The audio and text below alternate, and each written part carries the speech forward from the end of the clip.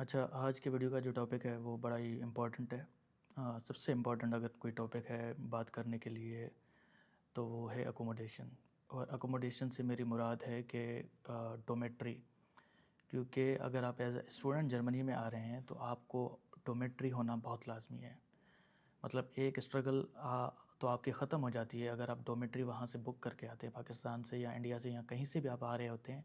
अगर आप अपनी डोमेट्री बुक करके आते हैं और आपको डोमेट्री मिल जाती है तो आपका एक पूरा चैप्टर जो है ना वो सेटल डाउन हो जाता है।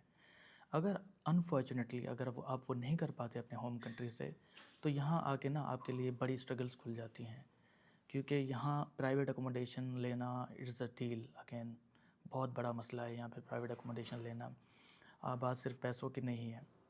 अच्छा, जब आप यहाँ पे आते हैं और आपके पास अपनी डोमेट्री हुई हुई होती है तो आपको क्या करना होता है, नेक्स्ट डे भी आप अपनी सिटी रजिस्ट्रेशन जो है ना वो प्रोसेस कर सकते हैं। कुछ डॉक्यूमेंट ऐसे हैं यहाँ पे, जब तक आपको वो डॉक्यूमेंट्स आपके पास नहीं है तो आप यहाँ पे कुछ भी नहीं कर सकते। ना आप यहाँ पे जॉब कर सकते हैं, ना आपका कोई यहाँ पे लीगल स्टेटस होता है। तो उन डॉक्यूमेंट्स में सबसे पहला जो डॉक्यूमेंट इम्पॉर्टेंट है वो आपका अकोमोडेशन का डॉक्यूमेंट है। अगर आप आते हैं यहाँ पे डोमेट्री करा के बुक करा के आते हैं तो नेक्स्ट डे पे ही आप जाके यहाँ सिटी रजिस्ट्रेशन ऑफिस में जाके और अपनी सिटी रजिस्ट्रेशन जो है प्रोसेस कर सकते हैं। अगर आपकी सिटी रजिस्ट्रेशन प्रोसेस होती है तो उसके एक हफ़्ते के बाद आपको जो है टैक्स आईडी आ जाएगा, सेकंड डॉक्यूमेंट आपका, और थर्ड डॉक्यूमेंट आपका रेडियो टैक्स वो आ जाएगा।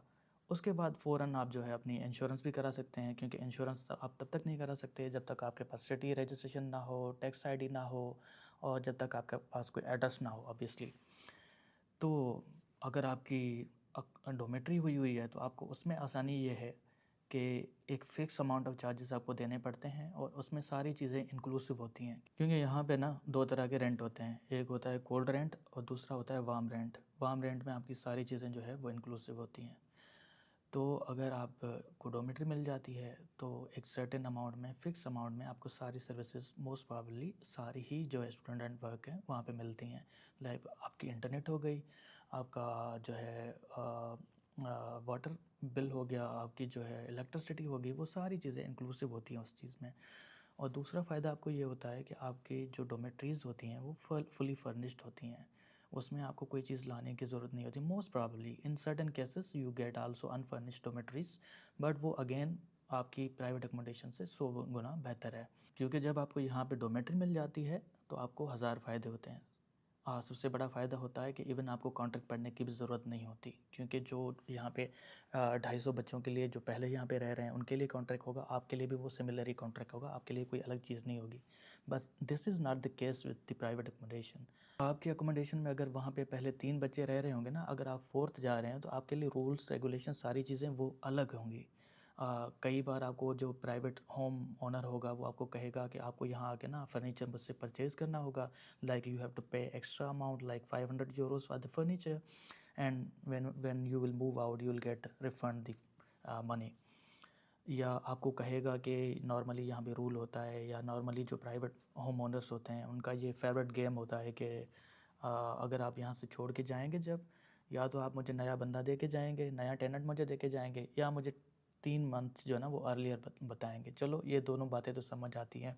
कभी कभार मोस्ट प्रॉबली, क्योंकि किसी को यहाँ हैसल चाहिए नहीं, सब यहाँ बिज़ी होते हैं, तो जो होम ओनर होते हैं वो कहते हैं कि हमारे साथ 1 साल का ना कॉन्ट्रैक्ट कर लो। तो जब आप यहाँ पे आते हैं और आप कोशिश भी कर रहे होते हैं कि मुझे डोमेट्री मिल जाए, और आपको एक साइड से डोमेट्री मिल जाती है और दूसरी साइड से ना आप 1 साल के कॉन्ट्रैक्ट में फंसे हुए होते हैं। 1 साल से पहले वो यहाँ आप कॉन्ट्रैक्ट छोड़ नहीं सकते, या तो आपको सब्स्टिट्यूट जो है टेनेंट आपको ढूंढ के देना है, या तो जो है आपको 3 मंथ्स की जो है ना रेंट देनी है ऑब्वियसली। तो सब हल क्या है इस चीज़ का? पहला हल ये है कि आप अपने कंट्री से जब आ रहे हैं, जैसे ही आपको एडमिशन मिलता है आप उस वक्त से ना डोमेट्री के लिए अप्लाई करना शुरू करें। Most probably you will get the mail that we don't have the vacancies and there is a waiting period of like 1 year. लेकिन आपको उम्मीद नहीं हारनी, सही है। आपको उनको मेल्स करते रहना है। एक डेडिकेटेड पर्सन होगा जो आपको असाइंड होगा, जो आपको मेल कर रहा होगा STW से, स्टूडेंट एंड वर्क से। आपको उसको मेल करते रहना है, आपको उसको फ़ोन करते रहना है। अगर आते वक्त तक आपको अकोमोडेशन नहीं मिलती और आपका मैंडेटरी यहाँ पे आना है, आप लेट हो रहे हैं अपने सेमेस्टर से, तो यहाँ आ जाएं। क्या करें, सबलेट ले लें।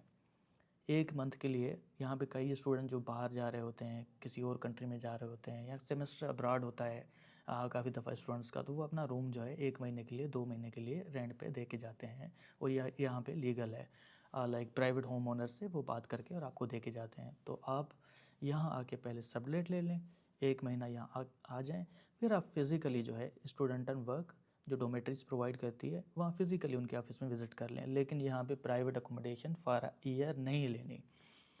अगर आपने ले ली तो अनफॉर्चुनेटली फिर आप जो है ना वो स्टूडेंट एंड वर्क वाला जो कॉन्ट्रैक्ट है उससे भी महरूम हो जाएंगे, क्योंकि आप पहले कॉन्ट्रैक्ट से निकल नहीं पाएंगे तो दूसरा कॉन्ट्रैक्ट आप कैसे करेंगे, मतलब एक टाइम पे आप 2 रेंट कैसे पे करेंगे। तो ये मेरी आपसे एक तरह की रिक्वेस्ट है, या तो पहले आप अपनी जो है ना वो डोमेट्री प्रोसेस करके आएँ, या इधर आएँ तो 1 साल का कॉन्ट्रैक्ट नहीं करना है आपने इंतज़ार करना है, आपने सबलेट लेना है, आपने बार बार स्टूडेंट एंड वर्क के ऑफिस विज़िट करना है और अपना डोमेट्री लेना है, क्योंकि डोमेट्री लेने से आपके 1000 मसले हल हो जाते हैं, जैसे मैं आपको पहले बता चुका हूँ। मुश्किल से ना विंटर ने ख़त्म होने का नाम लिया है, तो मैंने कहा कि थोड़ी डे लाइट को ना एंजॉय करते हैं। बाहर मैंने हल्की सी ना सूरज की थोड़ी झलक देखी तो मैं बाहर निकल आया। अच्छा, जब आप ना अपनी डोमेट्री बुक करा के आते हैं अपनी होम कंट्री से, तो देर इज़ दिस एज कि आप आगे होते हैं सबसे। यहाँ आते ही आप जो है सिटी रजिस्ट्रेशन कराते हैं, फिर आप जो है अपना टैक्स डॉक्यूमेंट लेते हैं, फिर आप अपना रेडियो टैक्स वाला डॉक्यूमेंट लेते हैं, फिर आप अपनी इंश्योरेंस प्रोसेस कराते हैं, देन आप अपना जो है वो लोकल जो है बैंक अकाउंट बनाते हैं। तो ये सारा प्रोसेस करने में हार्डली आपको ना 1 से 2 वीक लगेंगे, जब आप अकोमोडेशन ना अपने कंट्री से करा के आएंगे। लेकिन जब आप ये नहीं करा के आते, यहाँ आते हैं, तो आपको यहाँ ना यही काम करने में 2 से ढाई महीने आराम से लग जाएंगे। और ये 2 से ढाई महीने आप कोई काम भी नहीं कर सकते यहाँ पे लीगली, क्योंकि आपका लीगल स्टेटस तब बनेगा ना जब आप यहाँ के जो लीगल डॉक्यूमेंट जो है ना वो बना के आएंगे। तो आई वुड रिक्वेस्ट अगेन कि आप अपनी कंट्री से जो है अपनी जो है अकोमोडेशन प्रोसेस करा के आएँ, और कोशिश करें, बल्कि 100% कोशिश करें कि आप जो है ना यहाँ पे डोमेट्री लेके आएँ। अच्छा, there is a story, there was this girl from India, वो वहाँ यहाँ पे आई और उन्होंने आते ही ना 1 साल का कॉन्ट्रैक्ट कर लिया प्राइवेट अकोमोडेशन का। तो meantime she was applying for the dormitory as well, तो उसको डोमेट्री मिल गई।